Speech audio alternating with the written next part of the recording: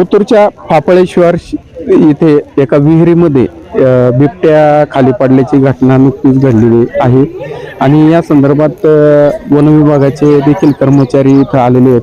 शर्थीचे प्रयत्न चालू आहेत, मात्र या बिबट्याला जीवदान देण्यात यश येतेच किंवा नाही हा एक खरा प्रश्न आहे. कारण त्याचं जीवनाशी एक चालू असलेला संघर्ष आणि इथं ग्रामस्थ देखील जमा झालेत. काय घटना आहे आपण बघूया. वन विभागाचे सुधाकर गीते जे वनपाल आहेत ते आपल्याशी बोलतील. काय नक्की गीते साहेब, काय घटना आहे, काय झालं या ठिकाणी? जे बिबट बछडा आहे तो भक्ष्याच्या शोधात मादी पाठीमागे आलेला असू शकतं आणि विहिरीला कठडा नसल्यामुळं तो भक्ष्याच्या याच्यामुळे तो त्या ठिकाणी विहिरीत पडल्याची शक्यता वाटते. कारण सस्य वगैरे आपल्या मोठ्या प्रमाणात या ठिकाणी आहेत आणि त्यामुळे तो भक्ष्याच्या पाठीमागे लागल्यामुळे तो त्या ठिकाणी मादीचा बिछडा. आता आपले वन विभागाचे काय प्रयत्न चालू? आता वन विभागाचे या ठिकाणी मोठ्या प्रमाणात प्रयत्न चालू आहे. या ठिकाणी कॅरेट वगैरे टाकून आणि पिंजरा वगैरे लावून या ठिकाणी त्याला वरती काढण्याचे आपण प्रयत्न चालू आहे. शर्थीचे प्रयत्न चालू. त्याला जीवदान मिळेल की नाही का मृत्यूशी त्याचा संघर्ष चालू आहे? त्याची काय नक्की आता आपल्याकडून हे प्रयत्न चालू? आपले प्रयत्न चालूच आहेत, पण मृत्यूची त्याचा संघर्ष चालू आहे. कारण पाण्याचे त्याला सपोर्ट खाली कुठल्या प्रकारचा त्याला आधार नसल्यामुळं ते खाली बुडण्याची शक्यता वाटते. तरी पण आपण शक्यतो प्रयत्न चालू आहे आपले मोठ्या प्रमाणात. ठीक आहे.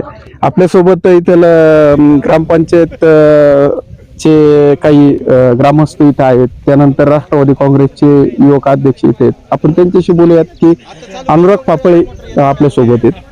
काय फापळे साहेब, काय कधी कळालं आणि विहीर कोणाची आहे, कुठल्या शिवारात? हे आमचे फापळेश्वर ओतूर ग्रामपंचायत हद्दीमध्ये फापळेश्वर इथे दादाभाऊ फापळे यांची विहीर आहे आणि एक साधारण मला 2 वाजताच्या दरम्यान संजय फापळे यांचा या ठिकाणावरून फोन आला की विहिरीमध्ये बिबट्या पडलेला आहे आणि मी तात्काळ वन विभागाला माहिती दिली.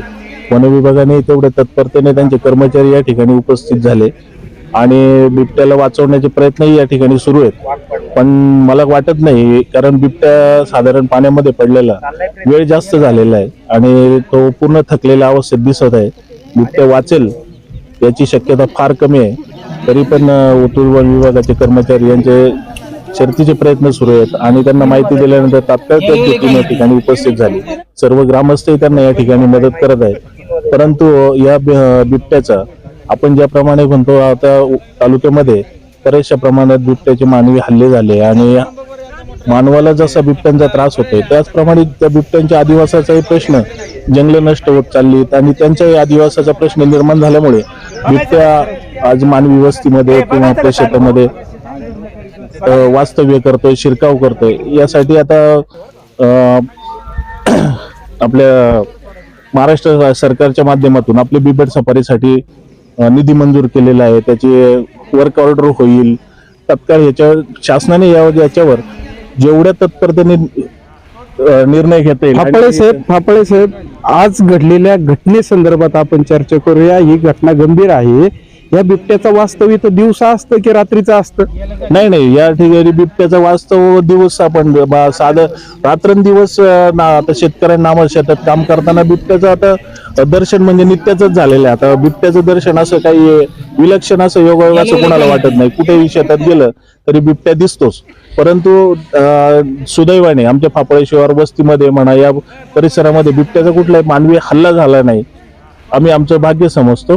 परंतु याचं शेतकऱ्यांच्या मनामध्ये भीती नक्की आहे. आज कुठल्या शेतामध्ये काम करायचं, बिबट्या कुठे दिसेल, कुठे असेल याची शक्यता शाश्वती नाही. बिबट्याच्या ही घटना कधी घडली असेल असं वाटतं आणि कुणी पाहिलं, कसं पाहिलं? नाही, हे विहिरीचे मालक आहेत ना,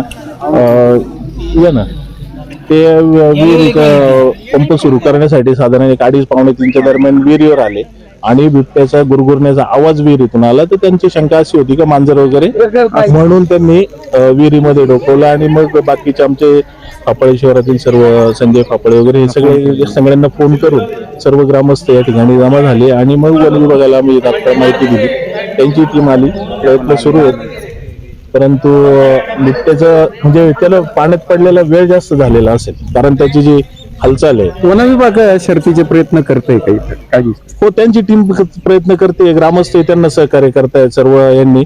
परंतु बिबट्याचा वेळ जास्त झाल्यामुळे आणि पाण्यामध्ये त्याला आधाराची कुठली तिथे हे नसल्यामुळे बिबट्या वाचेल याची किती किती खोल विहीर आहे? 75 फूट विहीर. 75 फूट खोल आहे. हा आणि तर 40 फूट पाणी असेल तिथे खाली खोल. 40 फूट पाणी. ठीक आहे. 75 फूट खोल विहीर आहे, 40 फूट पाणी आहे. हा बिबट्या कधी पडलाय? दुपारी 2:30 वाजता या विहीर मालकाने इथं बघितलेलं आहे. मात्र या बिबट्याला त्या पाण्यामध्ये संघर्ष करता करता किती वेळ गेला हे अजून माहित नाही. त्याचे प्रयत्न चालू आहेत. सुदैवाने तो वाचेल, वन विभागाच्या प्रयत्नाला यश येईल अशी अपेक्षा इथं व्यक्त करूयात.